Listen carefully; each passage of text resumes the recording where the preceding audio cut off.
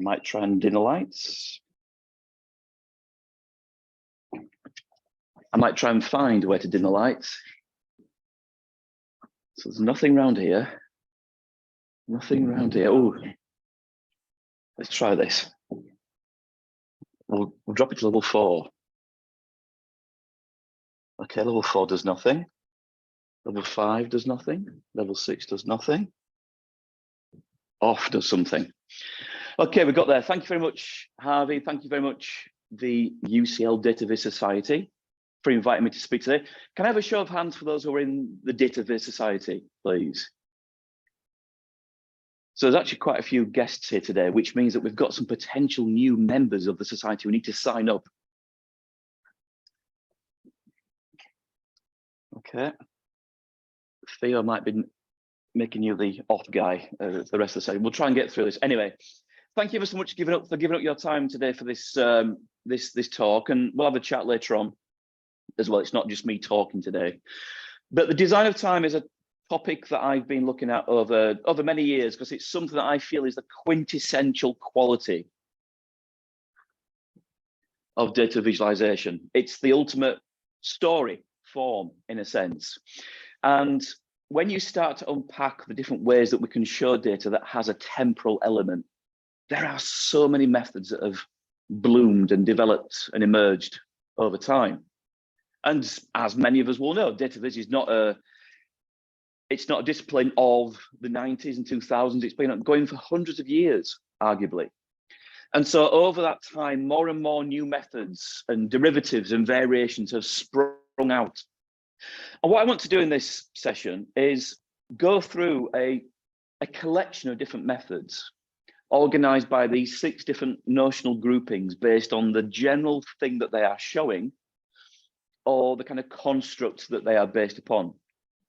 And it's largely going to be just a run through a gallery of examples to serve as much as anything inspiration, to give those of you who do work with data analysis and visualizations some references for new ideas, maybe new things that you can bring into your workplace or to your studies or your reports. And so we've got these 6 different groupings. We've got trends, timelines, changes, cycles, geo-temporal, and sequences. So starting off with the biggest section of all these, trends, where we're looking at continuous patterns, and I'll keep persevering with this button because I want to get the colors to pop from the screen. So continuous patterns begin with line charts. And one of the most, I don't know, it's not the most pleasing of line charts, but one of the most enduring examples of line charts is certainly that from the work of John Byrne-Murdoch at Financial Times, who developed this coronavirus tracker to monitor the ever-changing nature of case rates and unfortunately death rates around the world. And in the pandemic, I'm sure some of you have seen this, but in the pandemic, this became event twittering. As John released every night the updated analysis, people were waiting anxiously to see the shape of their country's trend. Was it bending down? Was it bending up? Was it continuing to grow? And so even though this was on a log scale, this was something that just became this centerpiece visual almost of the pandemic. From line charts to bump charts. Bump charts are ranking plots. So they're still fundamentally, as a construct, a line chart, but what you're plotting on the y-axis in this case is rankings. This is a very popular, let me just move that little alert up there. This is a very popular page on the ONS website, the Office for National Statistics. And this is their rankings of the most popular boy and girl names over time. And in this view, we've got the current year, which shows you all the top 100 current ranked names. And because there are too many lines to label each one and to color each one, you can hand pick. So I've picked out Elizabeth, Maeve, Ada, and Orla to see where their trajectories come from over time. They're now in the top 100, but for how long have they been there? So Elizabeth has been pretty much in the top 100 for quite a long time. Orla is a very recent entrant. Ada has come from nowhere. 2004 wasn't even in the top 1,000, and it's now burst onto the top 100 hit list. Another variation of the line chart, and one of my sort of favorite types of analyses, are these kind of cumulative, almost age trackers. This is a vertical piece of analysis that looks at the age and composition of the US Supreme Court over time. And in this case, time is vertical, past to present. And what you've got is the age of the Supreme Court members when they take up their office, their position in office, and the age at which they, over time, then leave that office, or in many cases, actually just pass away. And so if we look at a kind of lower down part of this graphic, sort of 2000, what this tells us is that the current composition of the Supreme Court at 2020, somebody was 48, somebody was 53, 55, 60. So you see their age at that point in time, but also the continuation and the overlaps and the shifting kind of age balance. Now, I should say, the slides I'll make available afterwards. So if you're thinking I better make notes of all these things, don't worry, relax. We've got plenty of time to go through these, but you'll get access to the slides in various ways afterwards. Another vertical display, another political display from the US. And I really like these almost sort of swing charts. So these are looking at the comparison. Let me remember what this is now looking at. This is looking at the comparison post-Trump taking office of different income groups, and not just those. I've picked out the income groups chart, but it looks at the shift of different groups in terms of whether they're going more Democratic or going more Republican. And so you see the sort of low income earners have moved a bit more Republican in balance, but still on the Democratic side overall. But then the higher income earners are shifting a bit more towards the Republican side as well. So it's these little sort of little spiral, these little loopy charts that do capture that idea of swing. And again, this idea of a vertical timeline, I think, is very of the moment.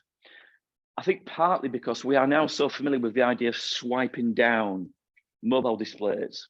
The idea of the conventional left to right kind of Cartesian timeline is maybe starting to shift away, and a vertical display can make a lot of sense, especially when you've got, therefore, the left and right of politics as a construct in terms of layout. Another line chart, I was chatting to you about this one, I think, last night. This is the draw what you think chart. And what you do here is you draw what you think is the average spend, in this case, the average spend per person on the NHS. What I like about these is not just the technical flair of asking people to draw and drag the dot to draw your line, but it gives us as viewers, as users, a chance to think, well, what do I think the answer is? Okay, well, I think it's this. And then it'll tell you what you thought. It'll tell you what other people also thought, which is the sort of banding there. And then it tells you what the actual is. And when you get to the actual, it then unlocks the insights at the bottom of the page, and you've got something to compare with. And so I like that idea of not just saying, here's a chart, but what do you think? And then I'll give you the chart to see how far off you are. This is one that came out, I think, last week or the week before last. And it's a bit depressing because it's about the end of humanity.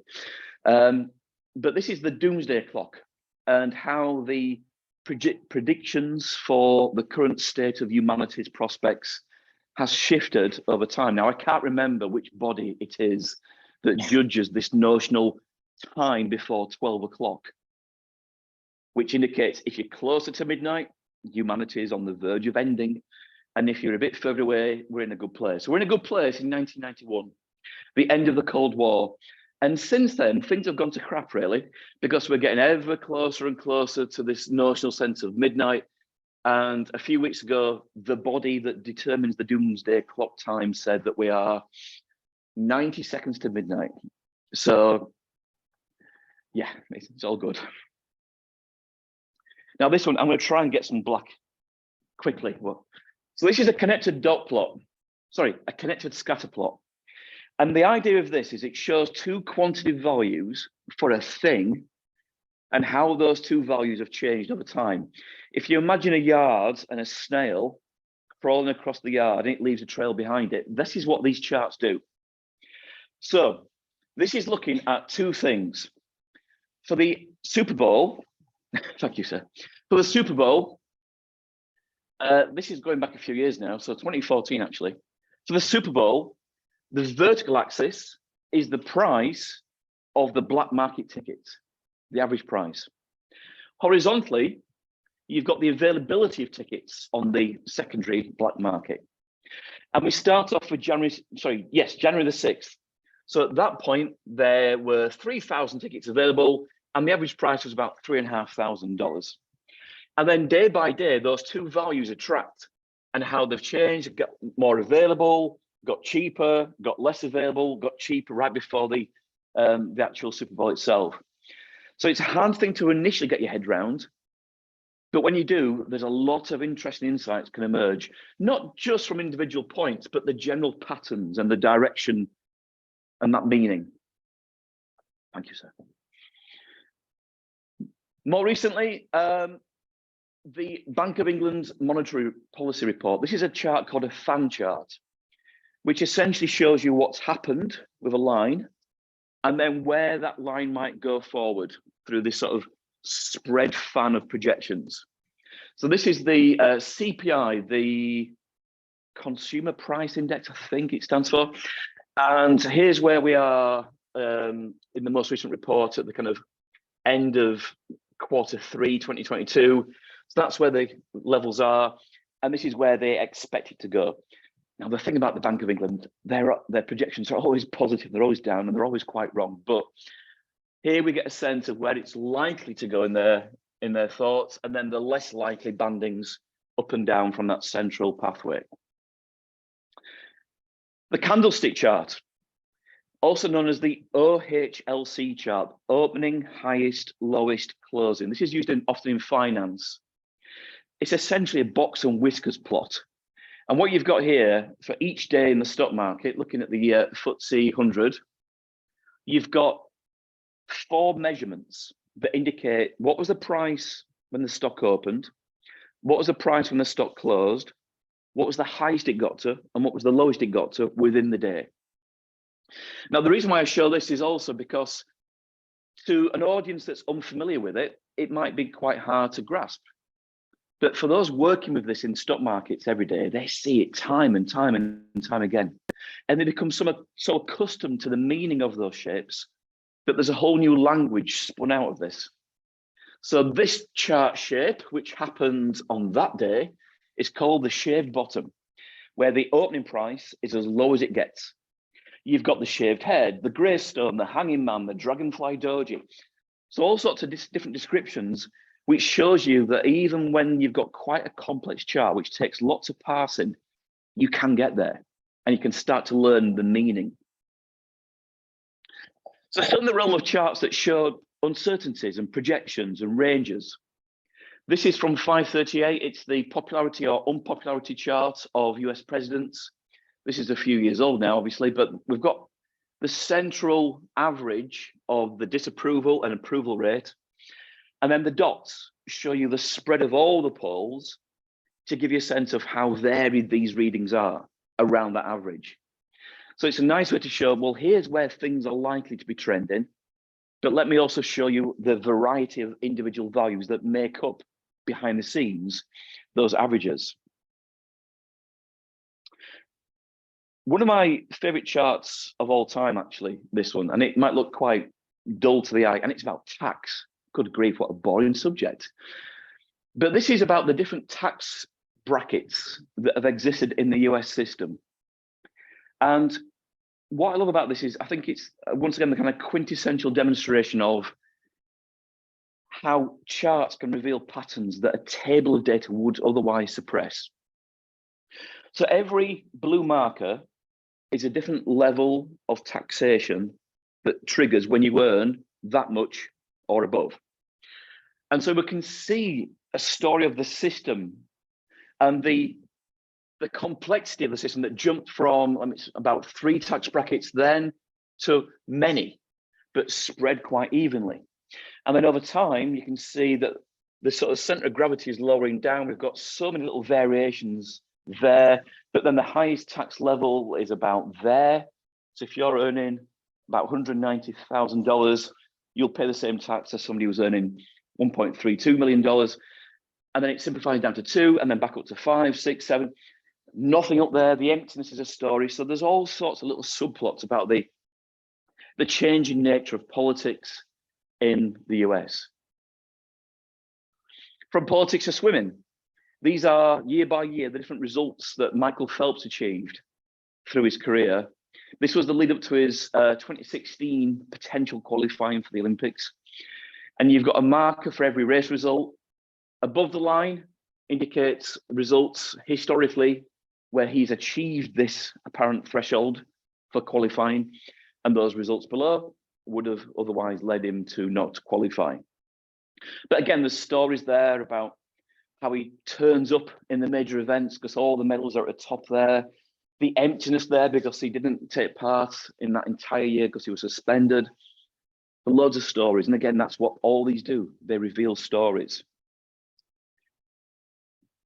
Next up, we shift from lines and markers to areas. This is a chart that came out yesterday from 538, looking at some of the most historically dramatic Super Bowls. And what this does over the course and the duration of a match, it indicates the probability of each team winning as it was at that point in time. It looks like a cityscape. And so this was the story of the New England Patriots versus the Carolina Panthers. I have got no memory or knowledge of that event whatsoever, but in American football circles, it is apparently the most dramatic, famous match of all time. I don't actually know who won in the end. I think it must have been the Patriots, but it's about the story of them shifting patterns of dominance and who's like to win and different moments annotated along that timeline. A similar looking chart, but this is what we call a Marimekko chart. A Marimekko chart shows two parts of a whole simultaneously, vertically and horizontally. So this is looking at all the Olympics over time, up until 2016. I need to update it for the last one. And the number of athletes is the width of each column. So we can see that the number of athletes competing has grown over time. I think 2016 had the biggest, widest column from memory. But then vertically, you've got the split within those total participants who were male or female.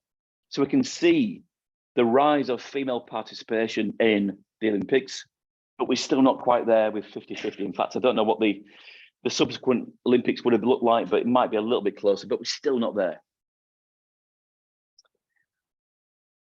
An alluvial diagram. This is, I always find the colors of this really kind of slightly make me feel queasy about this, but this is about proteins. And this is a bump chart mixed in with an area chart because it shows rankings, but also the numbers that sort of supply that ranking. So this is looking at over time, the amount of proteins that Americans consume. So in 1970, Americans on average consumed 61.1 pounds of beef every year. And so beef is number one ranked, and the size of that slab of beef there is 61.1 pounds. Over time, the story here is the rise of chicken, because chicken was fourth ranked. And then in the late 70s, it jumped to third. And then in the sort of early 90s, it rose to second, and it's nearly there. And then 2004-ish, I think, it then takes over first place.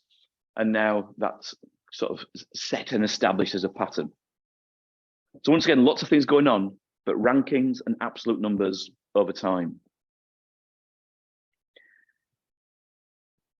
Coming towards the end of this biggest section of the talk, the stream graph.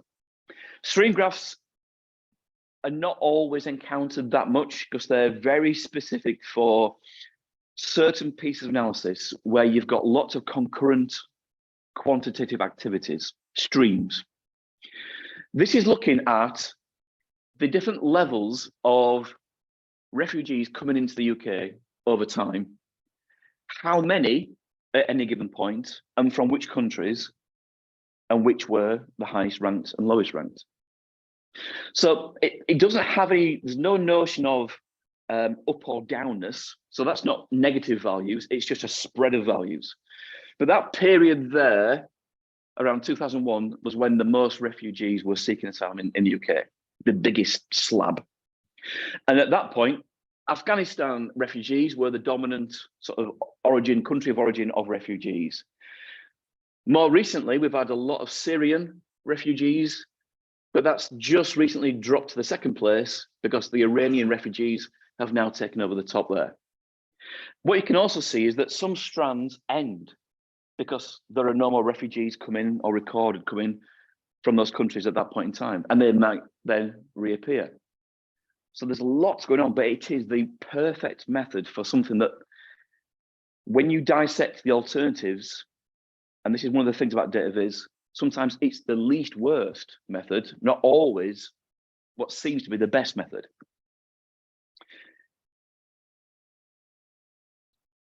This is something I'm sure many of you have seen, the warming stripes. This is from Ed Hawkins and other climate scientists at Reading University. This is something that's now been so mainstream established as the way to show climate change and the ever-changing, ever-increasing global temperatures. And it's now just taken off, whether it's concerts, I think that was at Glastonbury, there was a backdrop, I can't remember which band that is, but they used it as a sort of background motif. Obviously, Greta Thunberg sort of central to a lot of this.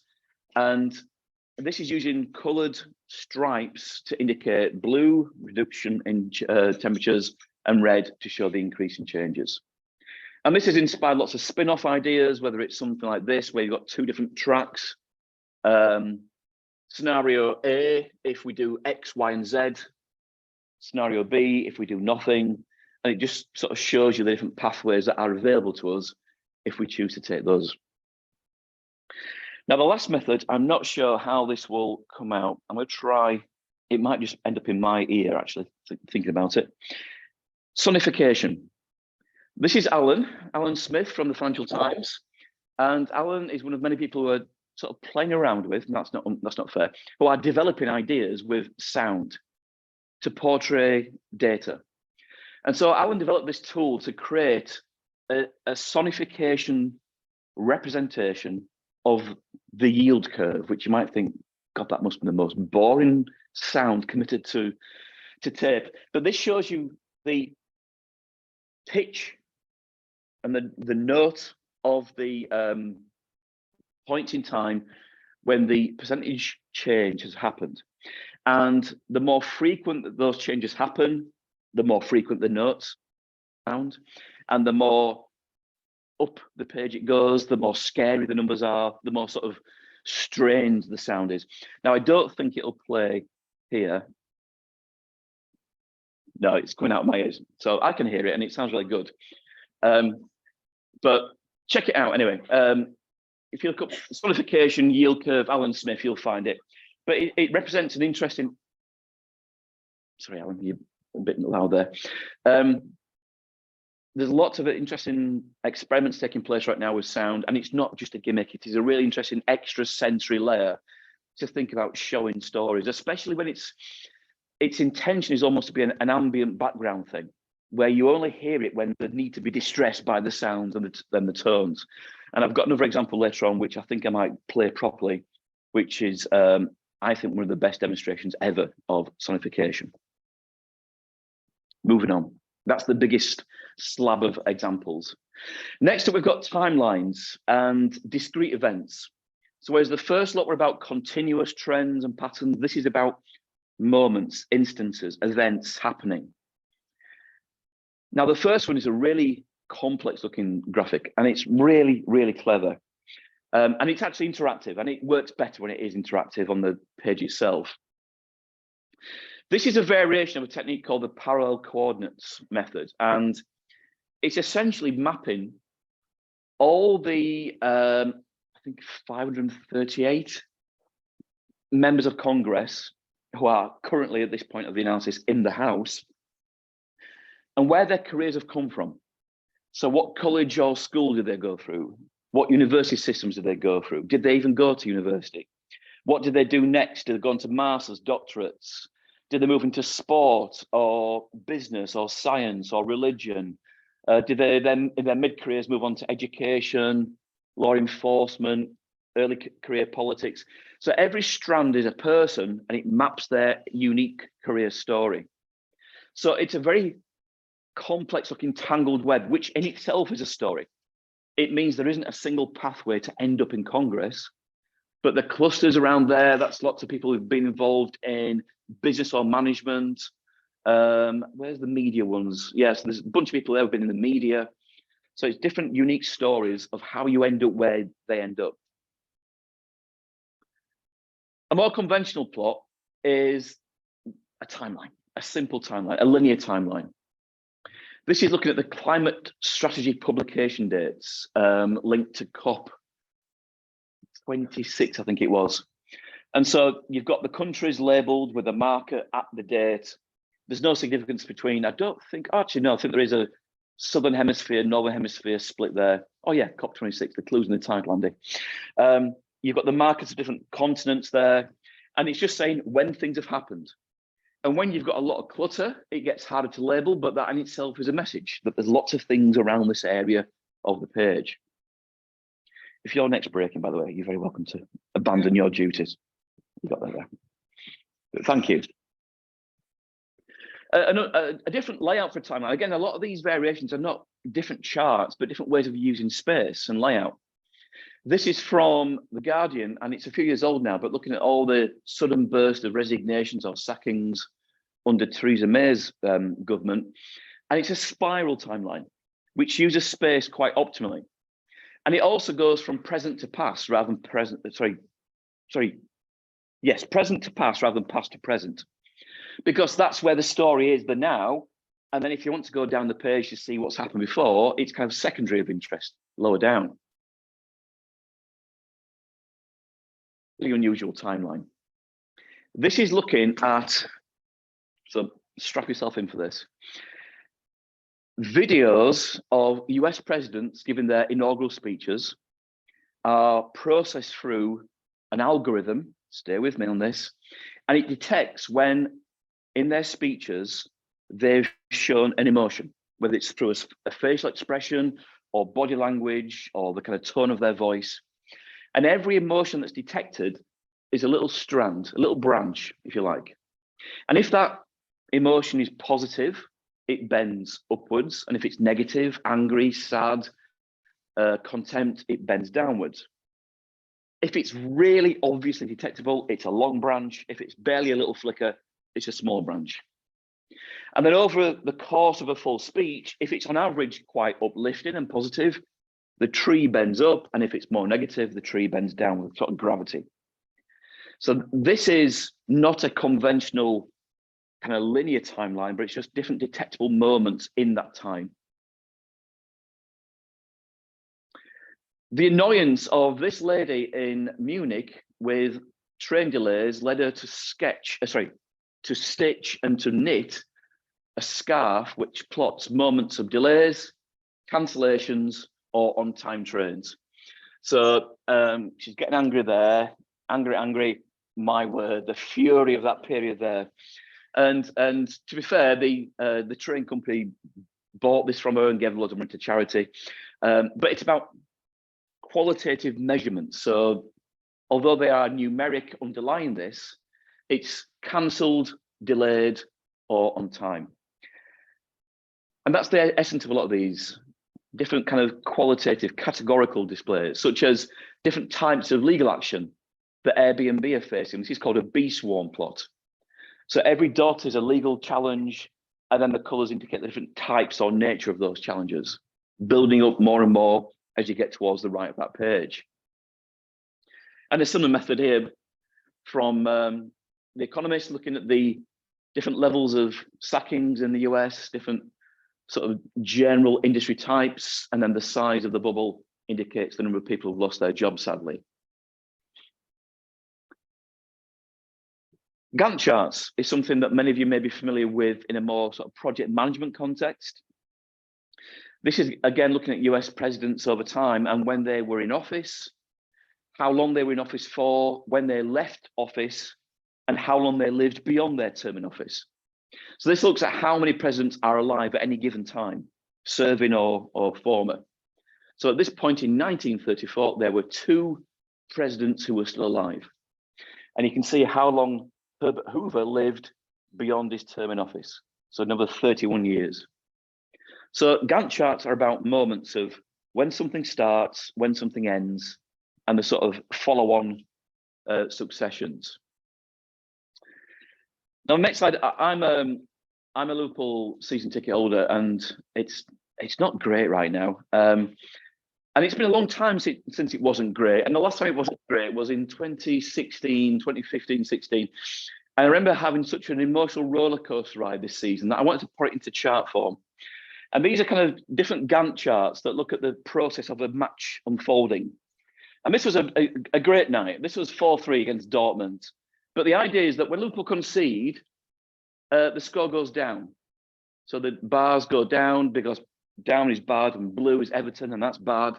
And so that goes down the page, and it shows you how long that score existed. So 5 minutes, he scores, 9 minutes, he scores, and then it stays that score until 48, then Divock scores. And it's now 2-1, and then 3-1, 3-2, hope, 3-3, last minute winner. So it's about this kind of roller coaster up and down ride. And I love Gantt charts. I love the idea of this sort of overlay of different moments over time. And more recently, I did a project to visualize every episode of Seinfeld. And so every episode looks like this. It's almost this sort of musical score. And it looks at over the time of an episode, when have characters appeared on screen? And when have locations been used as the backdrop for different scenes? So the appearances are the bars, the Gantt bars. But then the little markers are moments when those characters caused laughter in the studio audience. So it's a mixture of both Gantt charts for events happening and then these little moments that kind of interrupt that. And then lastly in this one of the hardest ones I find to describe, I think it's so clever. This looks at dissecting movie trailers and all the clips that make up a trailer, where do they map onto in the chronology of the actual film itself? So over the course of a trailer's duration, each clip is a little Gantt bar. And if that clip was from the start of the film, it's up there. And if it was taken from the middle of the film, it's there. And if it's from the end of the film, there. And weirdly, if it's not in the film itself, it's kind of down there. So we can see that the trailer for Silver Linings Playbook was quite consistent with the sequencing of the actual movie, although it goes a bit wild at the end there. Lincoln was bouncing all around the place, up and down the middle. In fact, loads of footage that wasn't in the actual film. Is something about to explode over here? I'm sure we'll be okay. Changes, discrete comparisons. And thank you again for your patience. There's lots to go through, but we're getting there. These are shorter sections now. So this looks like a line chart. It's a slope graph. And a slope graph is about what happened then and how does it compare to then? A single, simple slope, going down, going up, or staying the same. So where do US states get their electric power from? 2014 on the right-hand side, 2004 on the left. And there are interesting stories. Arizona, not much change. Delaware, massive change. Natural gas has zoomed up to 83%. Coal has dropped from 66 down to 13. So simplified single stories over time. A similar construct here, but a slight variation from The Economist, looking at the changes in flight prices between 2 points, I think 2014 and another date point. I can't remember what it is right now. But this is portrayed through the angle. So big drops are right the way down here to negative 50%. Slight increases are above that line and they go up the page. So the bigger the angle, the greater the drop. The length of the line is the length of the route itself. So London to Amsterdam, very short. LA to Paris, very long. Okay, to dot plots.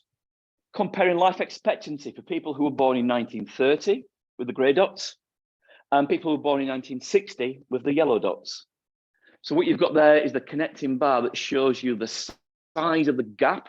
In this case, for women in lowest income groups, people who were born in 1960 live a shorter life than those who were actually born in 1930. So that size indicates the size of the difference.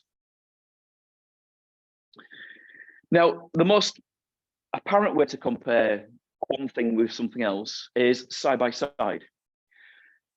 And it's usually a better way to do it than to try and get everything on top of each other. And so this looks at the different shipping routes around the Arctic, predicted to be around 2015 to 30, and then 2045 to 2060. As that ice extends, reduces, more and more shipping routes emerge, and we get more and more lines in this sort of projected forecast. To try and show that in a single chart would be extremely difficult to pull off. And so let the charts breathe, compare, and let's see what's going on. And again, I think this is always a nice method to stop a single chart doing too much. Comparing the results of elections, sometimes it's easier to have what happened then and what happened then. And the little detail I like about this one is it just gives you an arrow. If you've selected that electoral area, then it draws an arrow to say, here's where the eye should track across the page to make it easier and obvious what you're comparing. The Sankey diagram. Sankey diagrams are quite complex, but they are extremely clever for this kind of analysis. 2016, the Brexit referendum. These are people who voted to remain in the EU and who they voted for the year before in the national election and the year after in the 2017 election. And what it shows you through these connecting fibers is the amount of people who voted for a party on this side then, and then went to either the same party on this side or somewhere else. So Conservative voters shifted to Lib Dems. Let's look. Labour voters moved over to Conservatives. Now, as you can see, the default view is very chaotic and busy, which in itself is a story of the lack of stability, because all these crossing lines means there's movement and then changes. Sometimes charts can show you change through things like colour. And so we've got the tree map, which looks at the stock market, and the colours indicate the change over the previous 24 hours. So in this case, the greener colours indicate prices going up, and the red colours indicate prices going down. So rather than having two different displays, we show that delta, that difference, through an encoding like a colour. As with, well, look at measurements of recorded spring happening in the US. So when spring is observed earlier, you get these green leaves growing in size for the greater earlierness. And if it's recorded later, it's the blue side, and it gets bigger and darker the later spring is happening. Now we're getting there. The second to last family, I think. Yes, pretty much.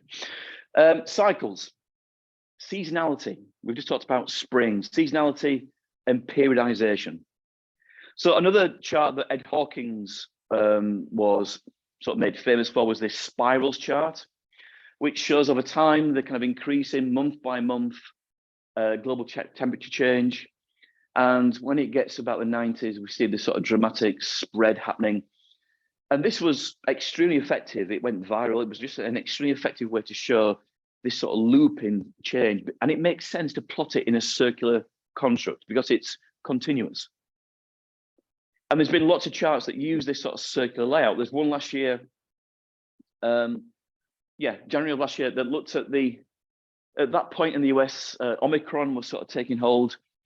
And there was just this sense of, when will this thing end? And at the time, this was quite contentious because people thought it was hard to read. But actually, the intent of this was more to say, we're in this never-ending cycle, that sort of bigger picture story. It's not always about how many cases were there in that month. It's about, we're just going on this vortex of endless cases happening, pulsing, growing, changing. And so sometimes your message is not the thing to be read, but the thing to be felt, and the sort of bigger picture motif that's created. Weather patterns can also lend themselves to this sort of display, whether it's in the sort of cycle of a day, or these weather radials year by year, looking at Washington, DC and Toronto. Every little marker is a range of temperature recorded. It's like a candlestick chart, but wrapped around. You've got the amount of rainfall, you've got all sorts of little details, but it lends itself to that kind of continuous yearly cycle. And so a circular construct is something that's quite popular. Thank you, sir. This is something that's an extraction of colours from photographs. And so what you've got, this is a guy's garden in Norway, and he's got quite a garden, I must admit, it's like a forest. But he takes photographs every year, and then from that resulting animation or collection of photographs, he extracts the most dominant colours, and then he plotted this into a cycle to sort of say how, I mean, not unexpectedly, January, February, quite snowy and dark, and then April and spring happens, and then summer months, we've got greenery, and then back to the sort of late sort of browns of November. But it's about extracting different kind of data, in this case, colours. Another example of sonification, I won't play this, but this is something that is very effective. And this looks at what I talked about periodization. So this is the duration of days it took in each country for the first 500 deaths from COVID, and then the next 500, and then the next 500. And you see by these slopes getting sharper and steeper, just how quickly those numbers rose. And so it's also been plotted into a sonified version, and you can hear this pulsing speed up, speed up, speed up, and it's quite affecting as a display. The last one from this group, and then we're on to the last group, is this, again, this sort of idea of ripples. This is simulated dendrochronology. So it's a method that uses the metaphor of tree rings. And the idea of this is looking at immigration into the US over time. Time starts in the center, and then each ring is a decade working towards the outer. And with each circle, you've got a dot for every 100 immigrants, colored by the nationality of those people, and arranged around the clock face notionally by kind of from what part of the world they came into America from. And so this idea of these sort of rings kind of growing and thicker and narrower and bulging different ways is a very clever piece. And it's especially clever when you put it into an animation, which takes us to the last family, geo-temporal. Where and when. And this is always very hard. To show those two things simultaneously is hard. And again, I don't have the animation for this, but if you look at the project, you'll see how these are sort of modeled where the rings kind of grow and bulge and change. But there's different spin-off versions that they've done. So this one puts individual state patterns into this sort of notional grid map. And you can see the stories of California's immigration pattern, Texas, Florida, New Jersey, New York, Massachusetts. And each one's got a different story to tell. But it's about both time, the rings, and the where. And this is always a very difficult thing to pull off. This is perhaps more of an artistic treatment, but this is a project called Coral Cities by Craig Taylor, who does some brilliant stuff about kind of geography in a temporal sense. This is how far you can drive and where you can drive from the centers of cities within 30 minutes. And so each one creates a different sort of footprint of the route networks around cities. London, quite kind of equal all the way around. Even the river doesn't create problems there. But then Barcelona, you've got the coast, so you can't drive, or you shouldn't drive into the sea. And so each one has a different sort of footprint, different shape, different balance, different sort of size. I mean, there are some cities, Honolulu, you can't get very far at all. And so each one brings out a different story. The age of buildings lends itself to this sort of work. Looking at Brooklyn, although at this point in time, about 2015, there were lots of other projects similar to this. There was one about Barcelona, about Berlin, about Paris, about London. And each building is encoded through color to indicate the date it was built. The blues and greens are the 1800s, the yellows sort of early 1900s, the latter part of the last century, the sort of red tones. So you can see in many situations, many cities, how the kind of old town and then the growth of new buildings and new areas emerges over time. Back to London, And a slightly more simplified view, but these are very popular methods, grid maps, where you notionally arrange, in this case, the boroughs of London, and you use more standardized charts, area charts, to indicate, in this case, the reduction in the number of pubs, or the number of pubs closing, shall we say, over time. So you've got the where, roughly, but then you've got also the when, what's happened over time. I love the Thames there. I don't know why, I just like it. Dead simple. Small multiples. So I've talked about this idea about kind of where and when, and these are little bite-sized graphics that show you month and by year the visible measurements of the extent of the Arctic Sea. And so what you've got here is something that's got millions and millions of data points.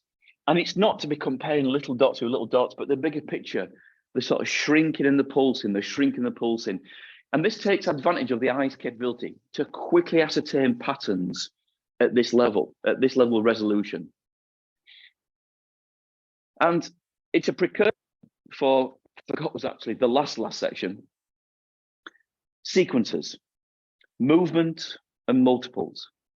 Because movement of data over time and over geography is extremely compelling. This is a ship map animation. It's a map of ships.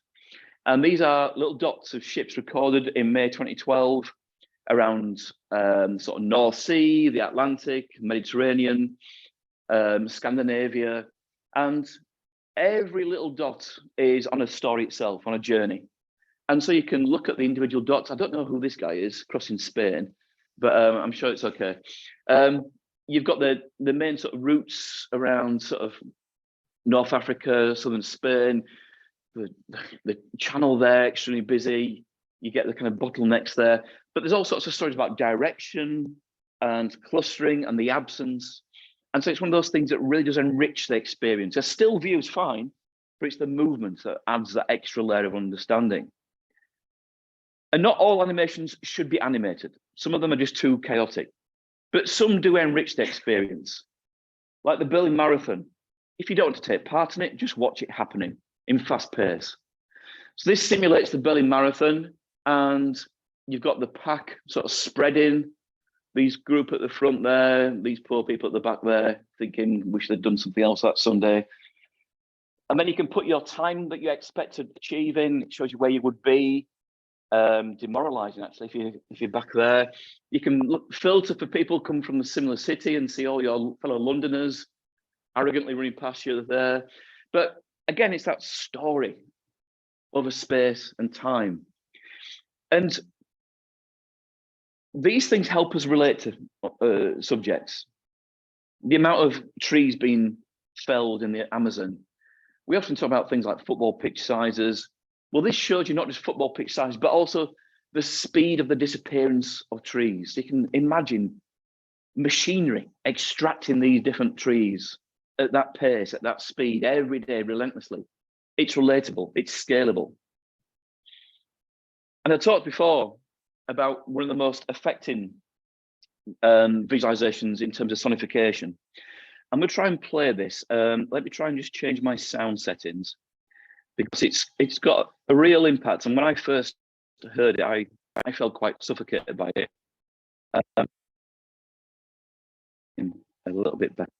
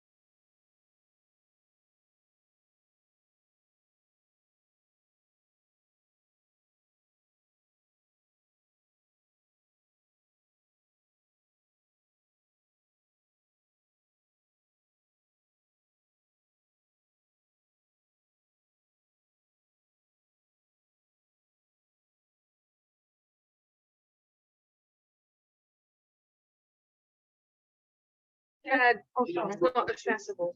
Oh, right. Okay. Here's the QR code. If you scan that. Yeah.